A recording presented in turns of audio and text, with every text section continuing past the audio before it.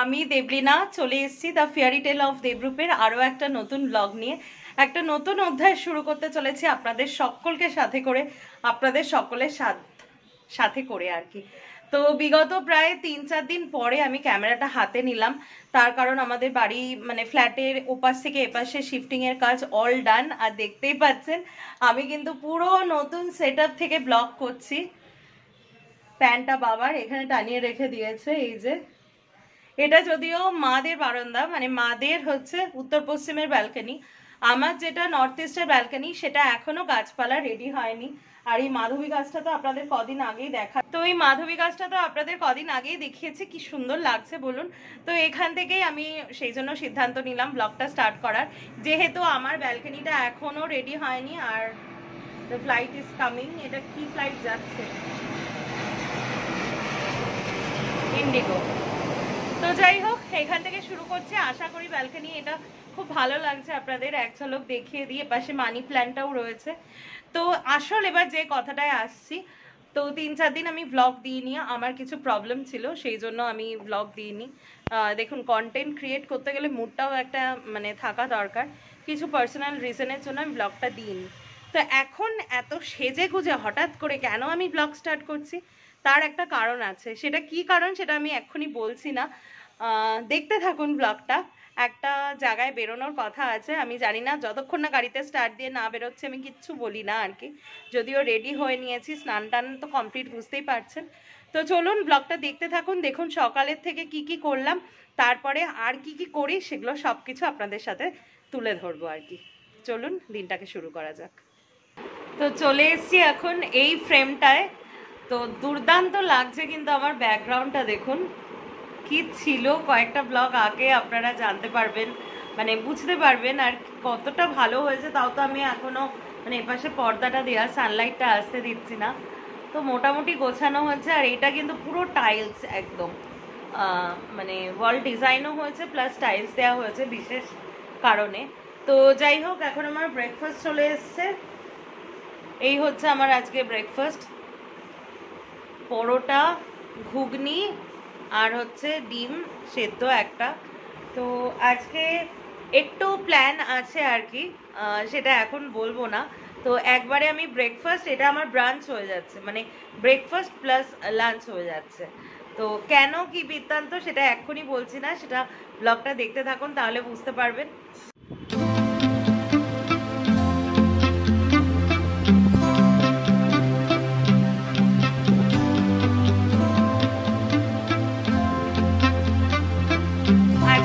বেরোবো বলছিলাম আর কি, সেই জায়গাটা একটু পরে অ্যানাউন্স করছি। তো বুঝে নিন কোনো একটা মন্দিরে যাব, তো তার জন্য একটু পরে সেটা বলছি, এখনই বলছি না। আপনারা একটু গেস করতে থাকুন। পুজো সামগ্রী আমার সব গোছানো হয়ে গেছে, মানে মাই এখানে গুছিয়ে রেখেছে। তো এর মধ্যে আছে হচ্ছে, আমি আর বের করছি না, এই যে একটা আছে ধুতি, আর ওই ছেলেরা জামার তলায় পরে যে এই অবধি হাতাওয়ালা, মানে ওটাকে কি বলবো, গেঞ্জি বলবো। তো সাদা ধুতি আর সাদা গেঞ্জি। আর এখানে আছে হচ্ছে পায়েসের চাল আর মিছরি আছে। আর এখানে হচ্ছে 5 রকমের ফল আছে। এছাড়া দুধ আর মাখনটা কোথায়? এখানে পায়েসের দুধ আর বাটার রয়েছে। তো আর মিষ্টিটা রাস্তা থেকে তুলে নেব। তো এখনো গেস করুন যে কোথায় যাচ্ছি, একটু পরে সেটা রিভিল করব।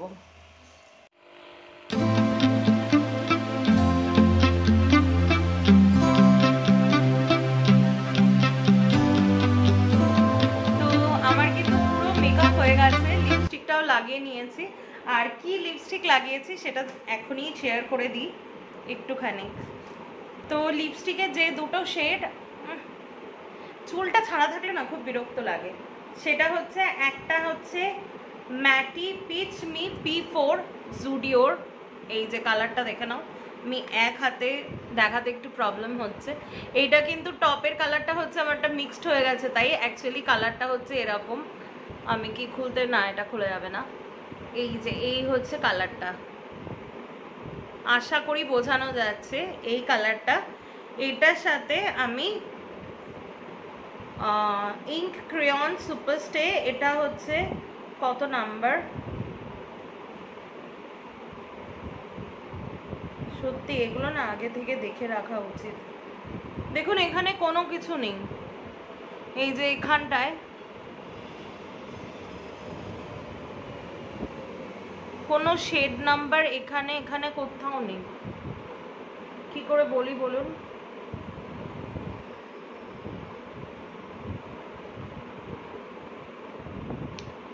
কোনো শেড নাম্বার নেই এটা। যাই হোক, এইটা লাগিয়েছি। এই দুটো লিপস্টিক, আমি সবসময় লিপস্টিকটার ব্যাপারে আমি খুব প্যাশনেট, আপনারা জানেন। তো লিপস্টিকটা আমি সবসময় এরকমভাবেই মানে দুটো তিনটে কালার সেইভাবেই লাগাই। তো অলমোস্ট আমার মেকআপ ইজ ডান। এবার হেয়ারটাকে বাঁধবো, একটা সিম্পল বেনুনি করে নেবো, যেহেতু পুজো দিতে যাচ্ছে, একদম ট্রেডিশনাল ভাবেই যাবো। চুলটা আমরা গাড়িতে উঠে গেছি। হ্যাঁ, না না, একটা 100 একটা 300। তো আমরা গাড়িতে উঠে গেছি আর কি। তো রওনা দিচ্ছি, গাড়ি সবে স্টার্ট দেওয়া হয়েছে। তো আমরা যাচ্ছি কোথায় বলো? কচুয়া যাচ্ছি, লোকনাথ বাবার যেটা জন্মস্থান, সেখানে পুজো দিতে যাচ্ছি। আমি তো মেকআপ করার সাথে সাথে বলেই ফেলেছিলাম পুজো দিতে যাচ্ছি। হ্যাঁ চলো স্টার্ট করো। তো না, তো চলুন আপনাদেরকেও আজকে দেখাবো কচুয়াতে মন্দির কেমন হয়। আমি বহু বছর আগে একবার গেছিলাম, তখন মানে কত বলবো, বছর 20 আগে। তো এখন ইউটিউব দেখেছি, এখন অনেক চেঞ্জ। তো চলুন ওখানে যেতে যেতে গল্প করব, রাস্তাঘাট দেখাবো, গ্রামের মধ্যে দিয়ে খুব সুন্দর লাগে, পরিবেশটা খুব ভালো। তো চলুন, রওনা দিয়ে পড়েছি, যাতে সাবধানে পৌঁছে সাবধানে সবাই মিলে বাড়ি ফিরতে পারি সেটাই। আমরা এখন সবে মধ্যম চৌমাথায় এসছি, বাড়ি থেকে জাস্ট একটু দূরে। আর এখানে আমাদের একটা খুব পপুলার, এই যে দেখতে পাচ্ছেন নিশ্চয়ই, রসরাজ বলে খুব পপুলার একটা মিষ্টি দোকান আছে। আর ও গেছে মিষ্টি কিনতে গেছে আর কি। মিষ্টিটা আগে থেকে কিনিনি, রাস্তা থেকে তুলে নেবো, সেই জন্য। এই ফলটা এনেছিলে মা? হ্যাঁ, তো মিষ্টি আর একটু মিষ্টি দই। এখানকার মিষ্টিটা খুব ফেভারিট। তো আমরা কিন্তু বারাসাত ছাড়িয়ে বেশ অনেকটাই চলে এসেছি। আর দুদিকে বেশ সুন্দর সিনারি পাচ্ছি, বেশ সবুজ গাছপালা একদম।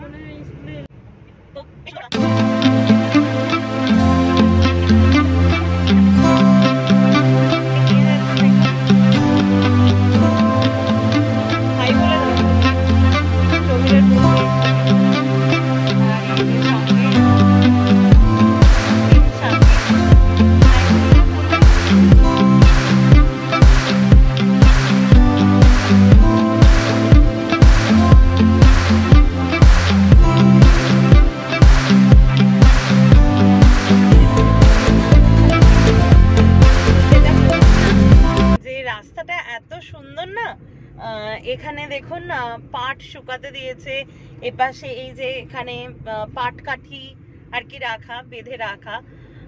তারপরে রাস্তার দুপাশে ধান ক্ষেত। আমার এগুলো খুব পার্সোনালি খুব ভালো লাগে। এরকম এটা স্টেট হাইওয়ে নাম্বার 2, এই রাস্তা দিয়ে আমরা যাচ্ছি।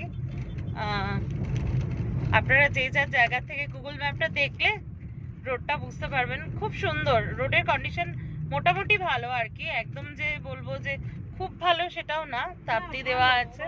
ওভারঅল হ্যাঁ, রাস্তা ভালো। দেখুন এই গাছটার উপরে পাখি ভর্তি, দেখুন পানকৌড়ি বা এই ধরনের পাখি ভর্তি একদম। তো এবার গাড়ি তো এগিয়ে চললো, আর এখন কিন্তু আমার বাবাকে একটা খুব ভালো জায়গাতে নিয়ে যাচ্ছি, যেখানে গিয়ে বাবা ভীষণ নস্টালজিক ফিল করবে। একদমই ঠিক ধরেছেন, এটা হচ্ছে আমার বাবার কলেজ। এটা হচ্ছে বেড়াচাপা পলিটেকনিক কলেজ। এখান থেকেই বাবার 79-80 ব্যাচ আর কি পাসড আউট। তো চলুন কলেজটা ঘুরে দেখাই আপনাদের। তো এখন আমরা চলে এসেছি বেড়াচাপা পলিটেকনিক কলেজ। এটা হচ্ছে আমার বাবার কলেজ আর কি। কত ইয়ারে বাবা এই কলেজে জিএস ছিল, কলেজটা ঢুকেছি। কলেজটা দেখাই একবার আপনাদের, ভিডিও তো আমি করছি আর কি। আর এই যে বাবা রয়েছে, কথা বলছে। এই কলেজ থেকেই বাবা ফার্স্ট আউট। তো যাওয়ার সময় এটা আমার একটা প্ল্যান ছিল যে বাবাকে নিয়ে এখানে দাঁড়াবো। কত সালে এটা বলো একটু, অন ক্যামেরা বলো। 79-80 আর কি সালের ব্যাচে বাবা কিন্তু এখানে জিএস ছিল। তো 80-81 সালে। তো বাবার সাথে এখানে তোমার যে কলেজ মেটরা তারা তো তোমার গ্রুপে আছে তো, হোয়াটসঅ্যাপ গ্রুপে। তো দাঁড়াও একটা ফটো তুলে নেব। তো আঙ্কেলরা নিশ্চয়ই দেখছেন, ভালো লাগবে আপনাদের। কলেজ মেমোরিজ এমন একটা ব্যাপার হয় যেটা ভীষণ টাটকা থাকে সারা জীবনের জন্য। আর কতটা জায়গা নিয়ে, মানে কারণ বিলিভ যে কতটা জায়গা দেখাচ্ছি আমি এখানে, প্রচুর জায়গা। এই পাশে একটা মাঠ, আর এই হচ্ছে কলেজটা পুরো, মানে ভেতরে আরো আছে, আমরা আগাচ্ছি না। আর এ পাশেও একটা মাঠ আছে, আর এই রকম জায়গাটা দিয়ে দেখছি এন্ট্রি রয়েছে এই জায়গাটা দিয়ে। তো ভালো লাগছে দেখতে খুব। বাবা তো নিশ্চয়ই খুব নস্টালজিক ফিল করবে। তো এখানে বাবার একটা ছবি তুলে নিই। তো আমরা অলমোস্ট চলে এসেছি আর কি। সামনে স্বরূপনগর মোড় থেকে ডান দিকে চলে যেতে হবে। আর ক্যামেরাটা কি সুন্দর লাগছে, মানে একদম সন্ধে হয়ে গেছে। চলে এসেছি আমরা কচুয়া আর কি মেন গেট এটা। তো চলুন এই স্বরূপনগর মোড় থেকে ডান দিকে মেন গেটটা একদম রাস্তার উপরে। তারপরে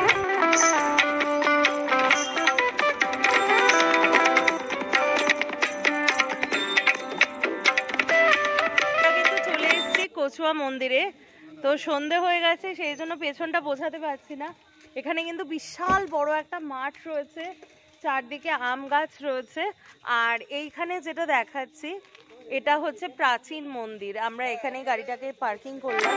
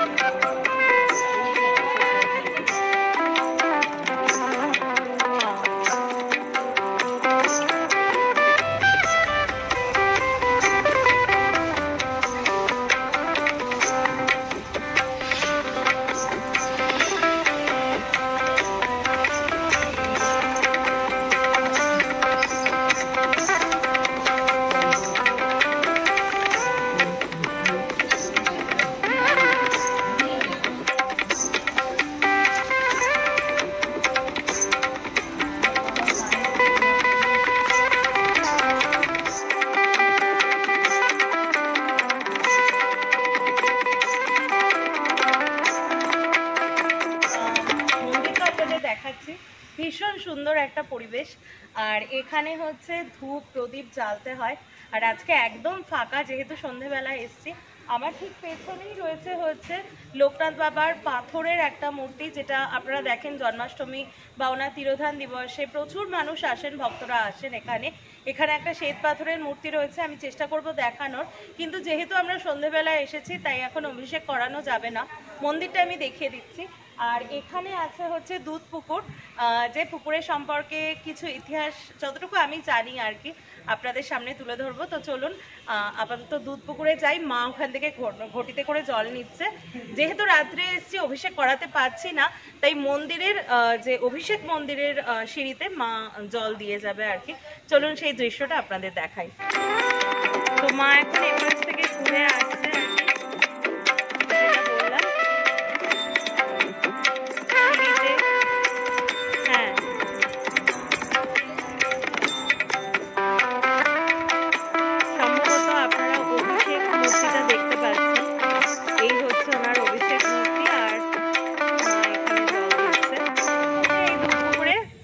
মা এখান থেকে জল তুলবে আর কি। এক তো ঠাকুরকে সিঁড়িতে দেবে সেই জন্য, আর একটা বাড়িতে নিয়ে যাবে স্নানের জলে মিশিয়ে বা খাবার জলে মিশিয়ে, যে কোনো একটা। তো এই দুধ পুকুরটা এর যেটা মাহাত্ম্য সেটা হচ্ছে যে লোকনাথ বাবা মাত্র 11 বছর বয়সে ওনার যে ছোটবেলাকার সাথী বেণীমাধব ব্রহ্মচারী এবং ওনাদের যিনি গুরু ছিলেন ভগবান গাঙ্গুলি, এই পুকুর থেকে কিন্তু স্নান করে উঠে ওনারা কালীঘাটের উদ্দেশ্যে রওনা দিয়েছিলেন। সুতরাং এই পুকুরের একটা ঐতিহাসিক মাহাত্ম্য তো থাকেই, তার সাথে একটা কি বলবো যে পুরাণ মাহাত্ম্য একটা থাকেই। তো সেই জন্য মা এখান থেকে জলটা নিল। আর এখানে দুটো তোরণ আছে, আমি চেষ্টা করব কভার করার, যেটা হচ্ছে বেণীমাধব তোরণ আর ভগবান গাঙ্গুলি তোরণ, প্লাস ওনাদের বসত ভিটে রয়েছে, রাধা মাধব মন্দির রয়েছে। একটু সকালের দিকে আসলে কিন্তু আপনারা পুরো জায়গাটা ঘুরে দেখতে পারবেন। তো চলুন এখন আমার মেন মন্দিরের দিকে যাচ্ছি।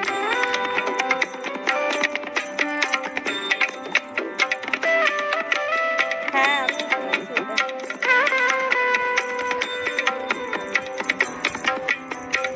ফট করে তোলা হয়ে গেল।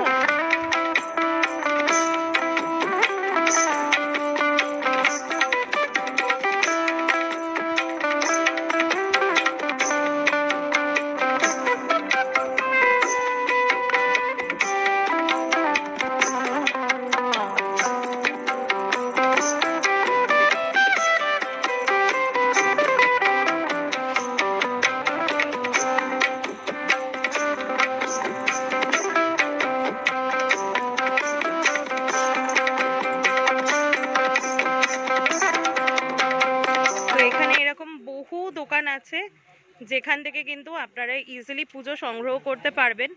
যদি মনে করেন যে বাড়ির থেকে নিয়ে আসবেন না, তাহলে এখান থেকে অবশ্যই পুজো সংগ্রহ করতে পারেন। তো ওই যে ওখানে আমরা গাড়িটা পার্কিং করিয়েছি, আর এই জায়গাটা কি ফাস্ট, মানে পুরো বিশাল একটা জায়গা, আর চারিদিকে গাছ, প্রত্যেকটা গাছের নিচে বেদি করা। আর আমার এখানে এই যে মেন মন্দির দেখা যাচ্ছে, দেখো এখানে মেন মন্দির দেখা যাচ্ছে, এখানে অভিষেক করার মন্দির, এর পেছনে আছে দুধ পুকুর আছে। পুরো জায়গাটা একটু তুমি 360 করে বা 180 করে দেখিয়ে দাও। আর ওইটা হচ্ছে, যেটা কমলা বিল্ডিংটা দেখছেন, আমি কাছে নিয়ে যাব, ওই বিল্ডিংটা হচ্ছে প্রাচীন মন্দির, মানে আদি মন্দির ছিল আর কি। আর ওখানে কি যে হচ্ছে বুঝতে পারছি না, হয়তো ছোট ছোট এখানে প্রচুর স্টল আছে, এপাশে স্টল আছে, রাস্তার এপাশে স্টল আছে। তো আপনারা পুজো যদি নাও আনেন তো এখান থেকে কিনে নিতে পারেন।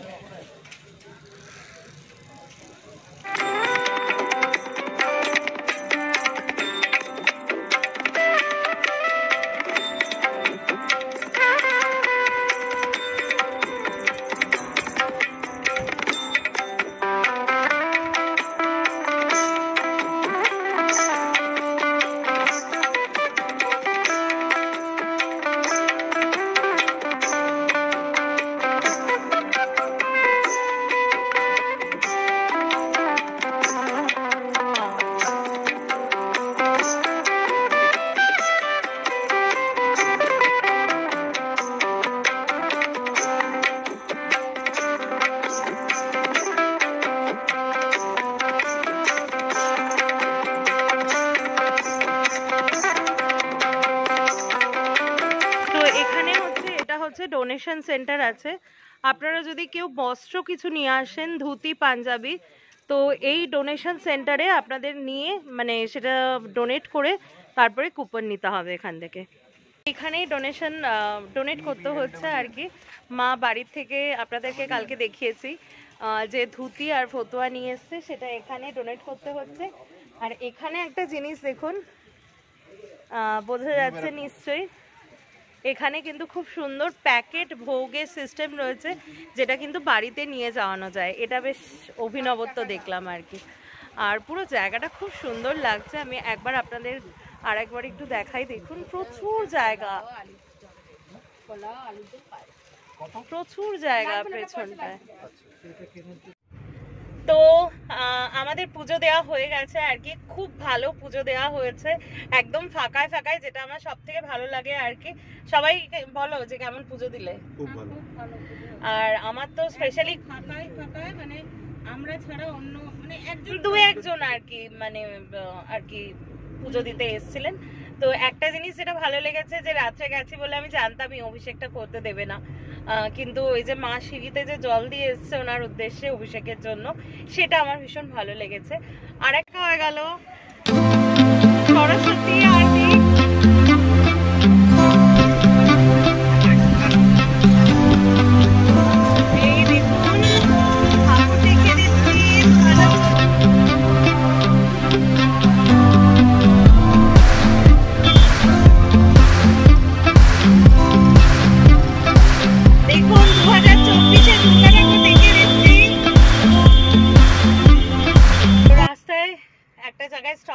নিয়েছি একটু, চা চলে এসছে, আর পেছনে এই যে মার হাতে বিস্কিট রয়েছে, আর একজন তো চা খায় না, বিস্কিটও খাবে না, তো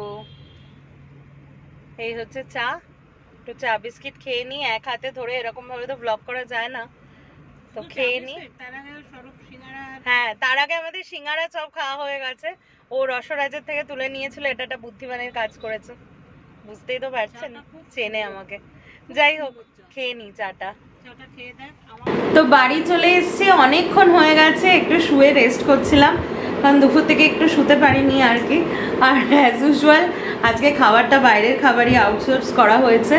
তো এখানে আছে হচ্ছে অ্যাজ ইউজুয়াল বাটার নান, হায়দ্রাবাদি চিকেন, আর হচ্ছে ফিশ ইরানি, ফিশ তন্দুরি আছে,